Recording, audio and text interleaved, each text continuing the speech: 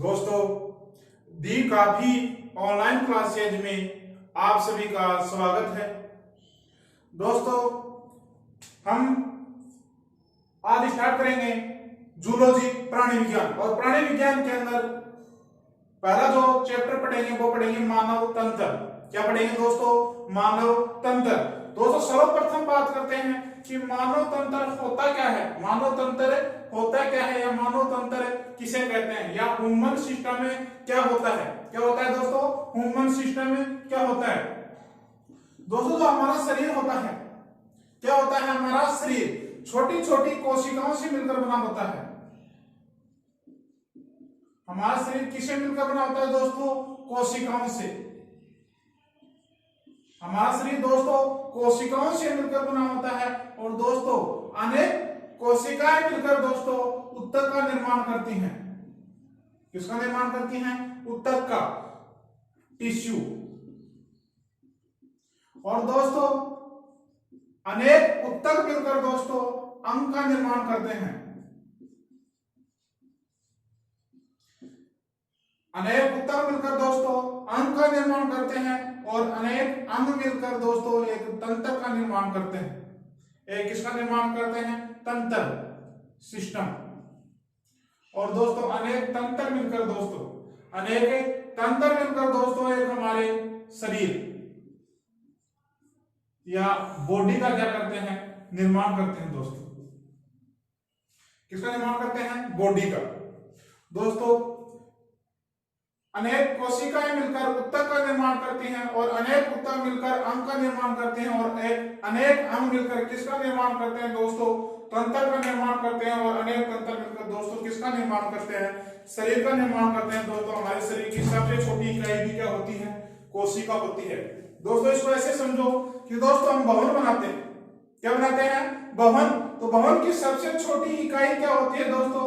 तो भवन की सबसे छोटी इकाई होती है दोस्तों ईंट। क्या होती है दोस्तों? ईंट। यानी अनेक ईंट मिलकर दोस्तों किसका निर्माण करती हैं दोस्तों? अनेक ईंट मिलकर दोस्तों निर्माण करती हैं दीवार का। किसका निर्माण करती हैं? दीवार का निर्माण करती हैं। और अनेक दीवार मिलकर दोस्तों किसका निर्माण करती हैं? मकान का। और दोस्तों, अनेक मकान मिलकर एक सिस्टम का निर्माण करते हैं। एक किसका निर्माण करते हैं? एक तंत्र का निर्माण करते हैं। और ये सभी तंत्र मिलकर दोस्तों एक किसका निर्माण करते हैं? भवन या एक बिल्डिंग का निर्माण करते हैं। किसका निर्माण करते हैं? बिल्डिंग का। तो दोस्तों, जिस प्रकार से भवन की सबसे छोटी इकाई क्या होती है? ईंट, वैसे हमारे शरीर की भी सबसे छोटी इकाई क्या होती है? कोशिका। हमारा जो शरीर होता है एक भवन के समान होता है। दोस्तों, हमारा जो शरीर होता है वो किसके समान होता है? भवन के समान होता है। दोस्तों, जब अनेक ईंट मिलकर दीवार का निर्माण करती है, अनेक दीवार मिलकर किसका निर्माण करती है? चार दीवार मिलकर किसका निर्माण करती है? मकान का।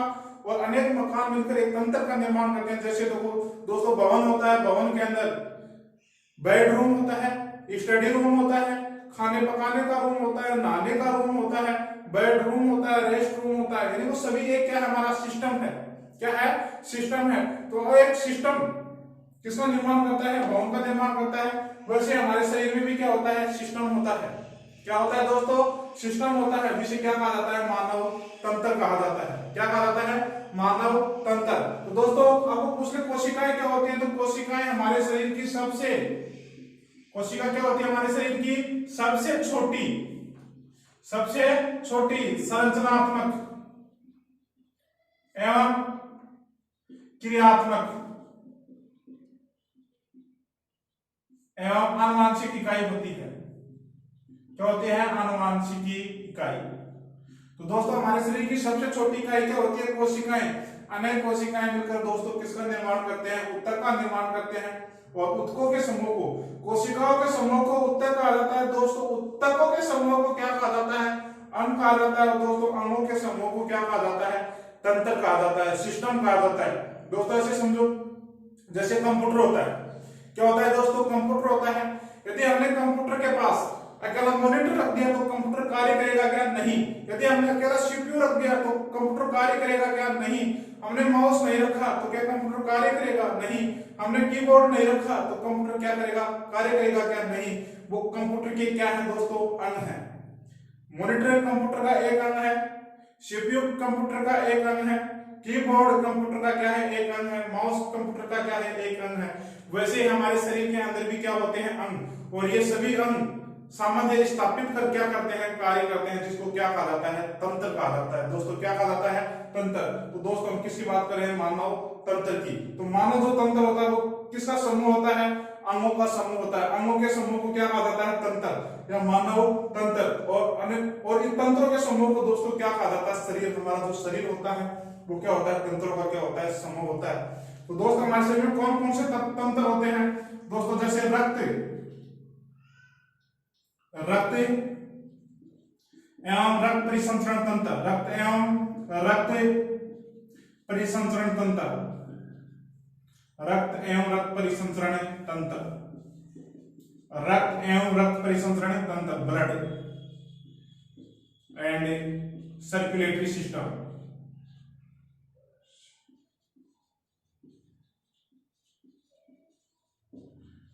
और दोस्तों दूसरा होता है जैसे हमारा पाचन तंत्र, पाचन एवं पाचन तंत्र। दोस्तों श्वसन एवं श्वसन तंत्र, श्वसन एवं श्वसन तंत्र। दोस्तों श्वसन एवं श्वसन तंत्र, रक्त एवं रक्त परिसंचरण, पाचन एवं पाचन तंत्र हो गया। और दोस्तों श्वसन तंत्र, श्वसन एवं श्वसन तंत्र, जनन तंत्र।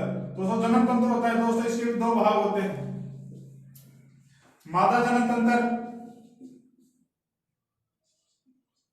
जनन तंत्र और नर जनन तंत्र।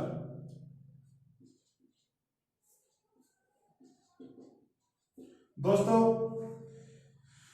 एक होता है हमारा अंतःस्रावी तंत्र, अंतःस्रावी तंत्र। एक होता है हमारा तंत्रिका तंत्र,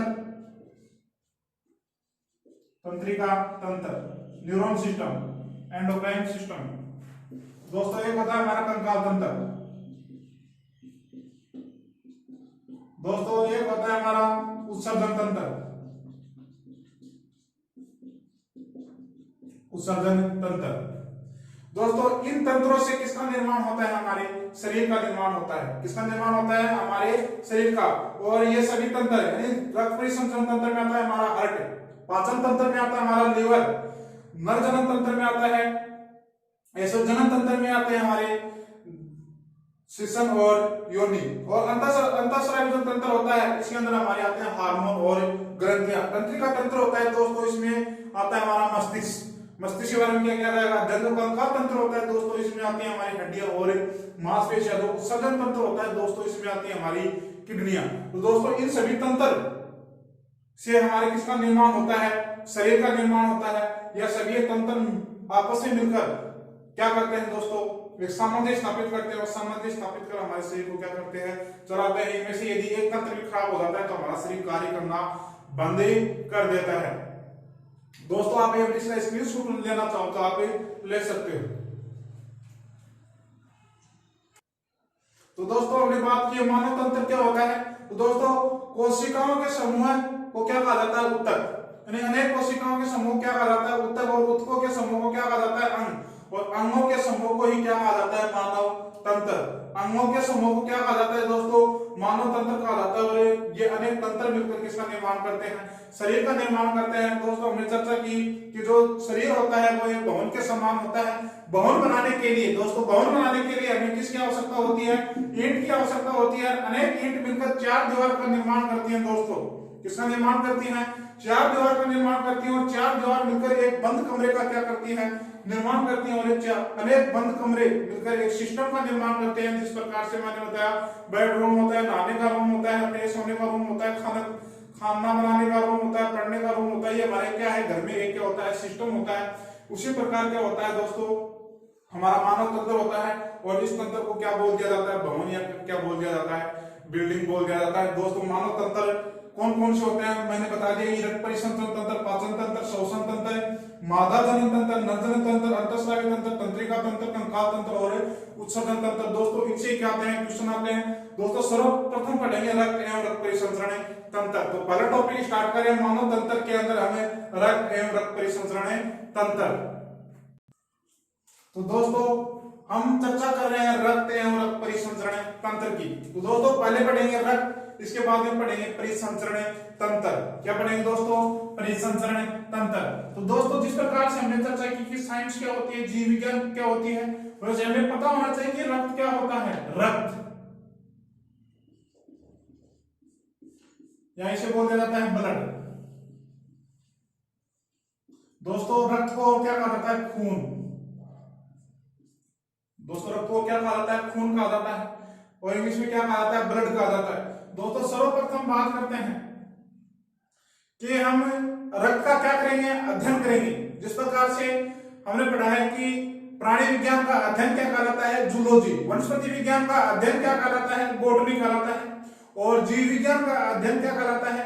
बायोलॉजी। वैसे ही रक्त का अध्ययन दोस्तों क्या कहलाता है? हीमेटोलॉजी कहलाता है दोस्तों। हीमेटोलॉजी। हीमेटोलॉजी क्या कहलाता है दोस्तों? हीमेटोलॉजी। तो रक्त का अध्ययन। दोस्तों हम किसका अध्ययन करने जा रहे हैं? रक्त का अध्ययन करने जा रहे हैं। दोस्तों रक्त का अध्ययन क्या कहलाता है? हीमेटोलॉजी। दोस्तों हीमेटो का अर्थ होता है रक्त और लॉजी का अर्थ है दोस्तों अध्ययन। तो रक्त का अध्ययन क्या कहलाता है दोस्तों? हीमेटोलॉजी। हीमेटो का अर्थ होता है रक्त, लॉजी का अर्थ होता है दोस्तों अध्ययन होता है। तो रक्त का अध्ययन क्या कहलाता है? हीमेटोलॉजी कहलाता है। एग्जाम में अध्ययन से संबंधित 1 नंबर का क्वेश्चन आता है कि रक्त का अध्ययन क्या कहलाता है दोस्तों?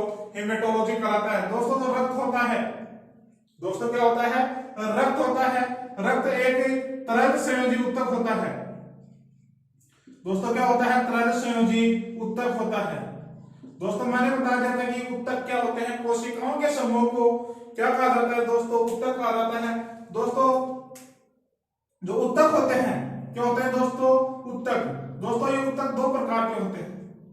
दोस्तों एक तो होता है ठोस, दोस्तों एक होता है तरल। क्या होता है? तरल। तो उत्तक मुख्यतः 2 प्रकार के होते हैं, ठोस और तरल। तो दोस्तों रक्त किस प्रकार का उत्तक होता है? दोस्तों रक्त होता है तरल संयोजी उत्तक होता है। दोस्तों कौन सा उत्तक होता है दोस्तों? तरल संयोजी उत्तक होता है। अब दोस्तों रक्त बात करते हैं रक्त, इसकी बात करते हैं रक्त। रक्त की मात्रा दोस्तों वयस्कों में कितनी होती है? वयस्कों में रक्त की मात्रा कितनी होती है दोस्तों? दोस्तों रक्त की मात्रा होती है वयस्कों में 5 से 6 लीटर होती है। दोस्तों रक्त की मात्रा कितनी होती है दोस्तों? 5 से 6 लीटर होती है।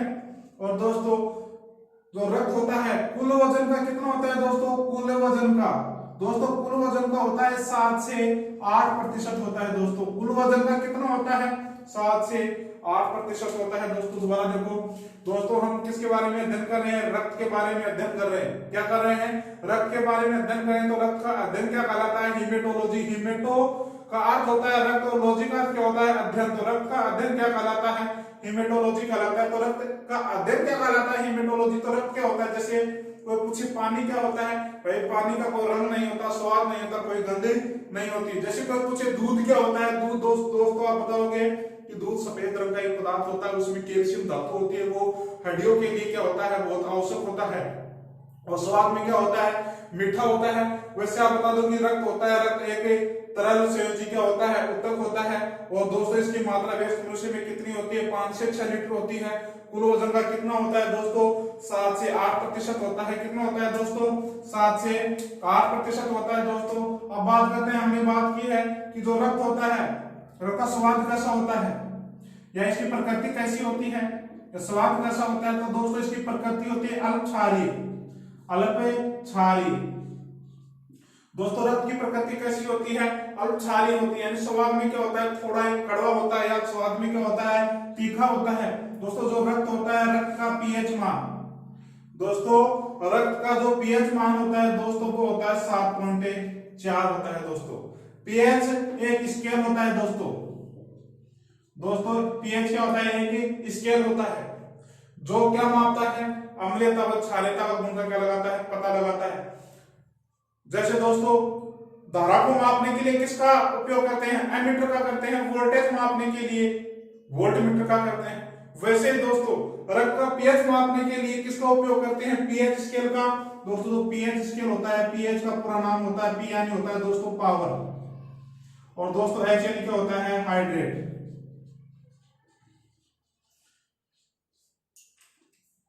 पी यानी दोस्तों क्या होता है? पावर। एच यानी क्या होता है? हाइड्रेट। जो हाइड्रेट की क्या बताई? शक्ति बताई, उसको क्या कहा जाता है? पीएच स्केल कहा जाता है। दोस्तों बात करते हैं पीएच स्केल की खोज। इसकी खोज किसने की? दोस्तों पीएच स्केल की खोज किसने की? दोस्तों सारेनसन या पीएच स्केल की खोज किसने की? दोस्तों सारेनसन ने की। और दोस्तों कब की? 1909 में। कब की दोस्तों? 1909 में। तो दोस्तों जो रक्त होता है, रक्त की जो प्रकृति होती है, रक्त जो स्वाद में होता है, क्या होता है दोस्तों? अल्पक्षारीय होता है। दोस्तों क्या होता है? अल्पक्षारीय। दोस्तों जो रक्त होता है, रक्त का पीएच मान होता है दोस्तों 7.4। दोस्तों पीएच क्या होता है? पीएच एक स्केल होता है जिसकी सहायता से अम्लीयता और क्षारीयता का क्या लगाया जाता है दोस्तों? पता लगाया जाता है। दोस्तों पीएच का पूरा नाम होता है पावर ऑफ हाइड्रेट। जो स्केल हाइड्रोजन आयनों की क्या बताए और बताए, उसको क्या कहा जाता है? पीएच स्केल कहा जाता है। दोस्तों पीएच स्केल की खोज सारेनसन नामक वैज्ञानिक ने 1909 में की थी। दोस्तों अब बात करते हैं रक्त के कार्य। रक्त का हमारे शरीर में क्या कार्य है? दोबारा रिपीट करते हैं दोस्तों। रक्त का अध्ययन हेमेटोलॉजी कराता है। क्या कराता है? हेमेटोलॉजी। हेमेटो का अर्थ होता है रक्त और लॉजी का अर्थ होता है अध्ययन। रक्त एक तरल संयोजक होता है। उत्तक दो प्रकार के होते हैं, ठोस और तरल। तो रक्त किस प्रकार का उत्तक होता है दोस्तों? तरल प्रकार का क्या होता है? उत्तक होता है। और वयस्कों में दोस्तों इसकी मात्रा कितनी होती है? 5 से 6 लीटर होती है। और कुल वजन का कितना होता है? 7 से 8%। यानी जो रक्त होता है वो वजन के हिसाब से होता है। किसी व्यक्ति में 30 केजी वजन है, किसी में 50 है, किसी में 80 है, किसी में 1 कुंटल है। तो 1 कुंटल वाले व्यक्ति में रक्त की मात्रा ज्यादा मिलेगी और 40 केजी वाले व्यक्ति में रक्त की मात्रा क्या मिलेगी? कम। तो रक्त वजन के अनुसार होता है। कुल वजन का कितना होता है? 7 से 8% होता है। यदि किसी व्यक्ति में कितना वजन है? यदि किसी व्यक्ति के अंदर 1 कुंटल वजन है तो उसमें रक्त की मात्रा होनी चाहिए कम से कम 7 से 8 लीटर होनी चाहिए। यदि किसी व्यक्ति में वजन कितना है? 50 केजी है, तो दोस्तों उसमें 3.5 से 4 केजी क्या होना चाहिए? रक्त होना चाहिए। तो दोस्तों एक बार आप इसका स्क्रीनशॉट ले लो, फिर हम बात करते हैं कि रक्त के हमारे शरीर में क्या कार्य है। अब दोस्तों बात करते हैं रक्त के कार्य। रक्त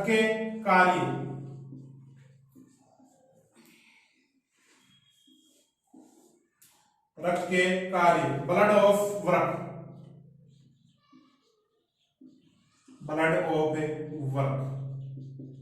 दोस्तों रक्त के क्या कार्य होते हैं? दोस्तों रक्त का मुख्य कार्य होता है O2 व CO2 का परिवहन करना। रक्त एक क्या कार्य करता है दोस्तों? हमारे शरीर में O2 और CO2 का क्या करता है? परिवहन करता है। दोस्तों जो रक्त होता है फेफड़ों से, फेफड़ों से O2 को कोशिकाओं तक पहुंचाता है और कोशिकाओं के अंदर उपापचय क्रियाओं के दौरान बनने वाली CO2 को कहां लाकर छोड़ता है? फेफड़ों में। तो O2 और CO2 का परिवहन कौन करता है दोस्तों? रक्त करता है।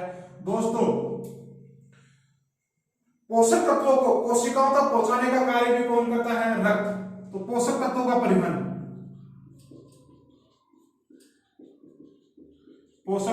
तत्वों का परिवहन भी कौन करता है दोस्तों? रक्त करता है। दोस्तों हार्मोन्स का परिवहन भी दोस्तों कौन करता है? हार्मोन का परिवहन भी कौन करता है दोस्तों? रक्त करता है। हमारे शरीर में जो हार्मोन बनते हैं उनको जहां पर उनकी आवश्यकता होती है उन अंग तक पहुंचाने का कार्य भी दोस्तों कौन करता है? रक्त करता है। दोस्तों रक्त और क्या करता है? दोस्तों रक्त हमारे शरीर के तापमान का क्या करता है? नियंत्रण। शरीर के तापमान का क्या करता है? नियंत्रण करता है। दोस्तों तापमान का क्या करता है? नियंत्रण। दोस्तों रक्त हमारे शरीर के तापमान का क्या करता है?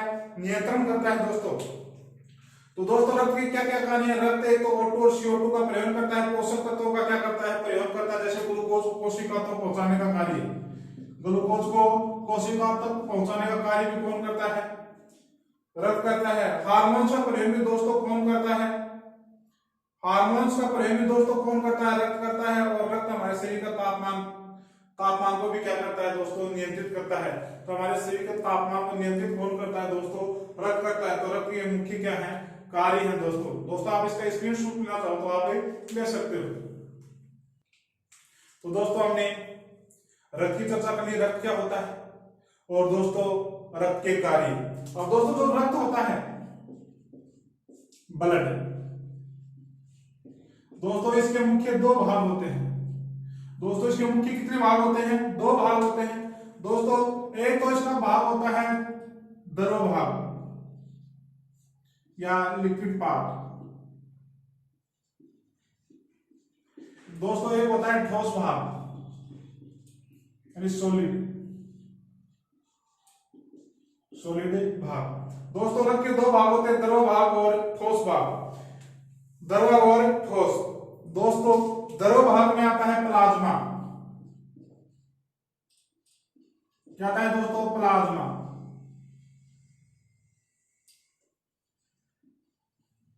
क्या आता है दोस्तों, प्लाज्मा। और दोस्तों ठोस में आती है रक्त कणिकाएं, रक्त कणिकाएं, ब्लड। तो दोस्तों ठोस भाग में आती हैं रक्त कणिकाएं।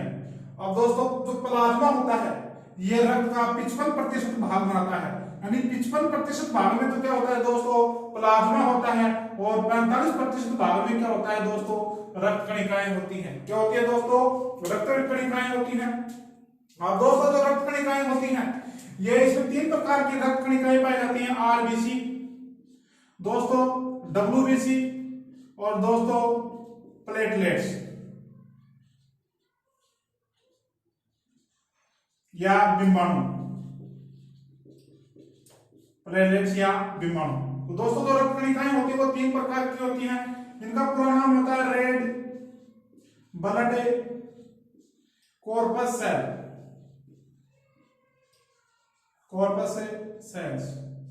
और दोस्तों डब्ल्यूबीसी होती है, डब्ल्यूबीसी का पूरा नाम होता है white blood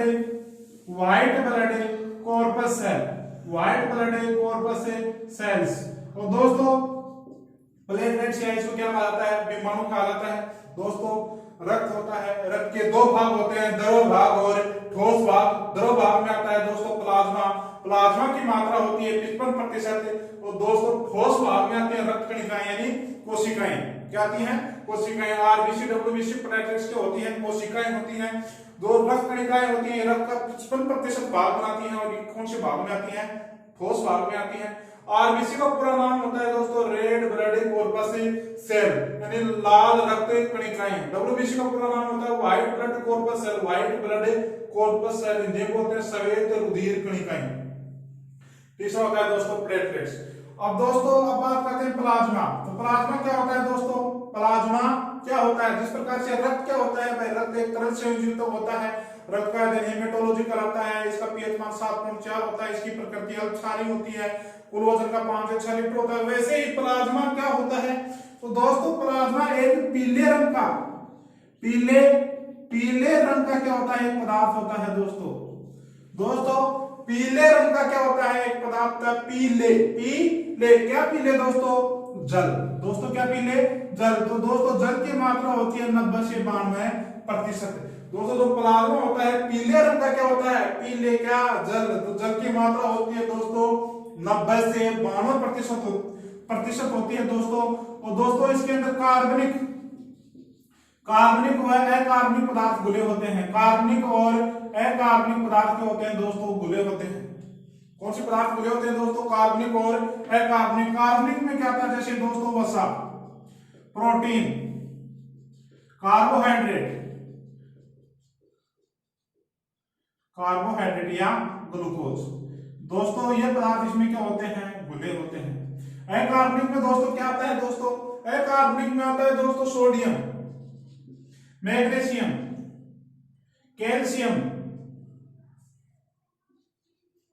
potassium, phosphorus, sulphur. ये हमारे शरीर के अंदर क्या होते हैं, उपस्थित होते हैं। तो रक्त के अंदर क्या होते हैं, सोडियम, मैग्नीशियम, ये क्या आते हैं, अकार्बनिक में आते हैं दोस्तों। द्रव भाग में आता है प्लाज्मा, प्लाज्मा रक्त का 55% भाग बनाता है।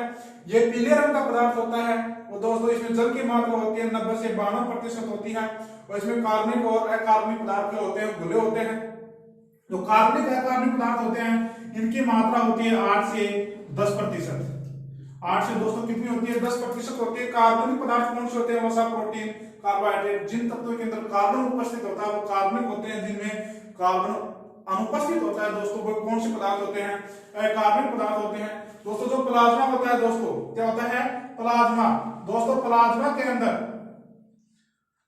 प्रोटीन भी पाई जाती है दोस्तों। क्या पाई जाती है? प्रोटीन। तो दोस्तों प्लाज्मा में कौन कौन सी प्रोटीन पाई जाती है?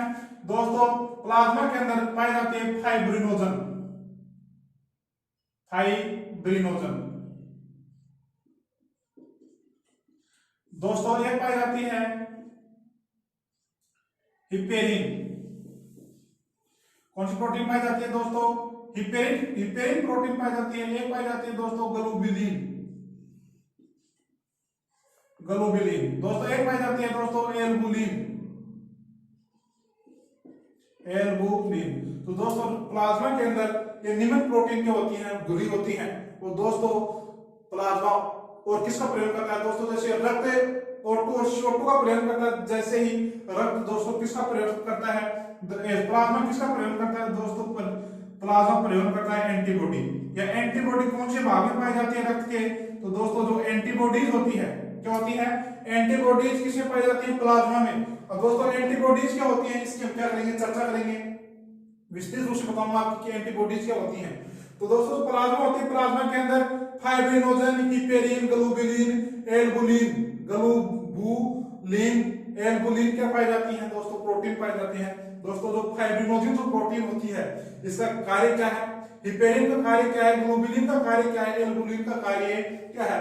दोस्तों जो फाइब्रिनोजन जो प्रोटीन होती है यह रक्त का थक्का जमाने में सहायक होती है। रक्त का थक्का। तो दोस्तों रक्त का थक्का जमाने में कौन सी प्रोटीन सहायक होती है? फाइब्रिनोजन। दोस्तों हिपेरिन जो प्रोटीन होती है ये रुधिर वाहिनियों में रक्त को जमने से रोकती है दोस्तों हिपेरिन जो प्रोटीन होती है, कौन सी प्रोटीन? हिपेरिन जो प्रोटीन होती है ये रक्त वाहिनियों में रक्त को क्या करती है दोस्तों? जमने से रोकती है। रक्त वाहिनियों में रक्त को जमने से कौन सी प्रोटीन रोकती है दोस्तों?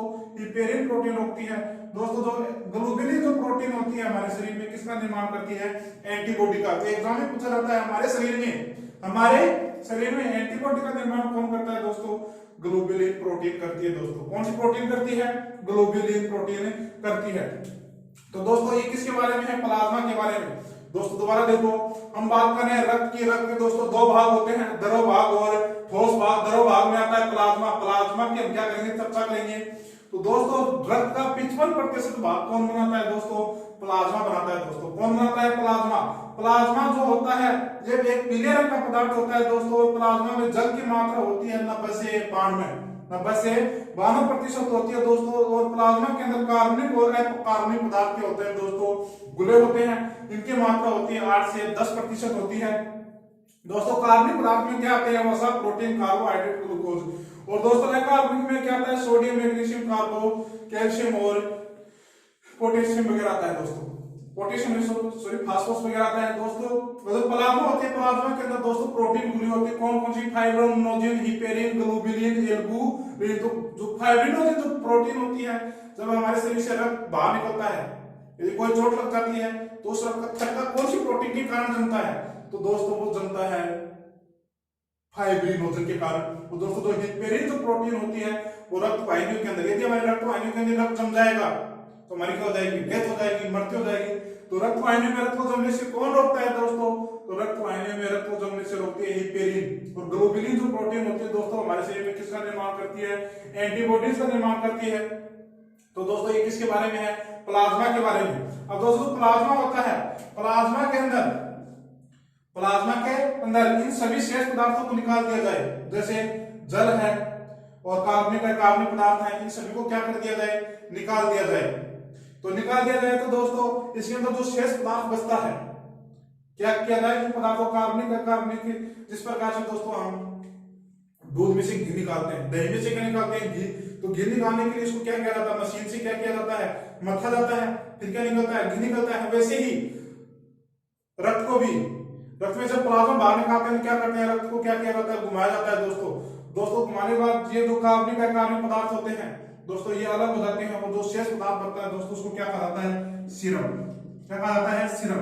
तो एग्जाम में पूछा जाता है जल और कार्बनिक पदार्थों को अलग कर लिया जाए तो शेष पदार्थ क्या कहलाता है दोस्तों, सीरम कहलाता है। दोस्तों क्या कहलाता है, सीरम कहलाता है। जो पीले रंग का जो पदार्थ होता है वो क्या कहलाता है, सीरम। दोस्तों ये किसके बारे में है, प्लाज्मा के बारे में। दोस्तों वीडियो अच्छा लगा हो तो दोस्तों शेयर करना ना भूलें और हमारे चैनल को सब्सक्राइब जरूर करें। दोस्तों सब्सक्राइब करने में आपके कोई भी पैसे नहीं लगते। और दोस्तों यदि आपको हमारे हस्तलिखित नोट्स चाहिए तो आप हमारे टेलीग्राम चैनल पर जाकर आप क्या कर सकते हो, आप हस्तलिखित नोट्स प्राप्त कर सकते हो। आपको एक यहाँ पर जब वीडियो देख रहे हो तो आपको एक यहाँ इस प्रकार का चिन्ह नजर आता होगा, इस चिन्ह को आप क्लिक करोगे तो आपको नीचे हमारा टेलीग्राम चैनल नजर आएगा, उसको आप क्लिक करना। आप क्लिक करोगे तो हमारे जो पीडीएफ जो नोट्स हैं वो आपको प्राप्त हो जाएंगे। थैंक यू दोस्तों, वीडियो अच्छा लगा हो तो शेयर करना न भूलें।